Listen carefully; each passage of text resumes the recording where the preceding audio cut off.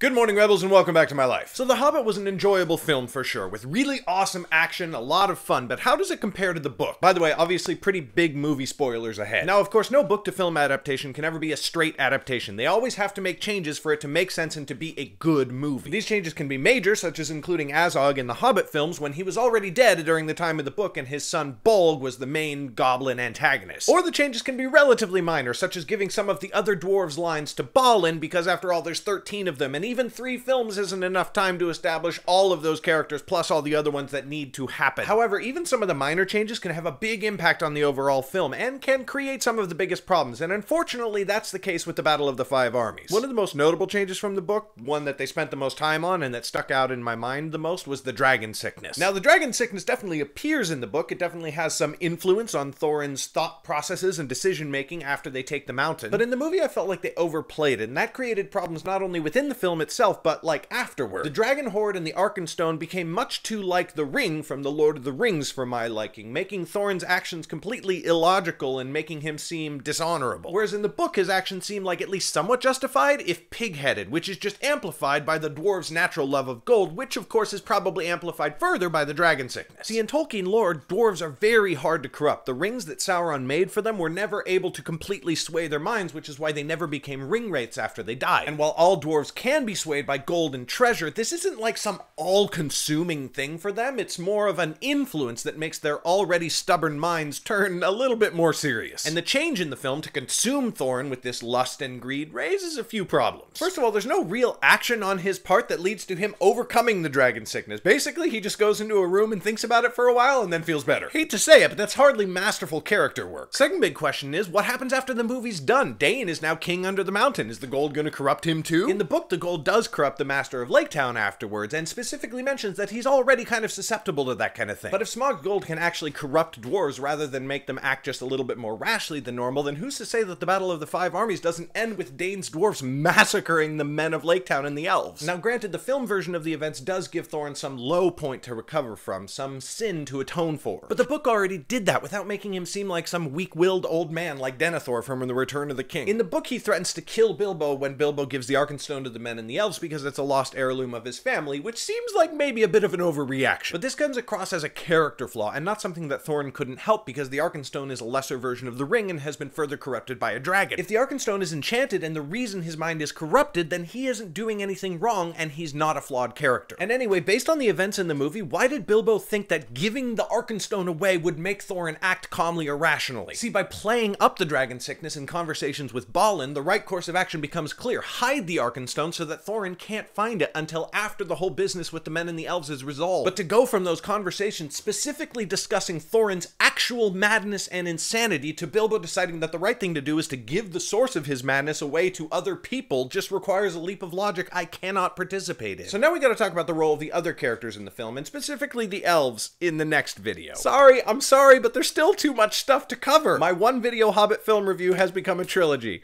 There's an analogy in there somewhere. Thanks for watching, Rebels. Don't forget to subscribe to catch part 3. Check out the video description below for a link to my Patreon page, which is the best way to get my books, as well as a link to get autographed paperbacks. And I will see you tomorrow. Maybe. Bye. But if Smaug's gold can actually corrupt dwarves rather than just make them act a little bit more rashly than normal, hi, Desmond.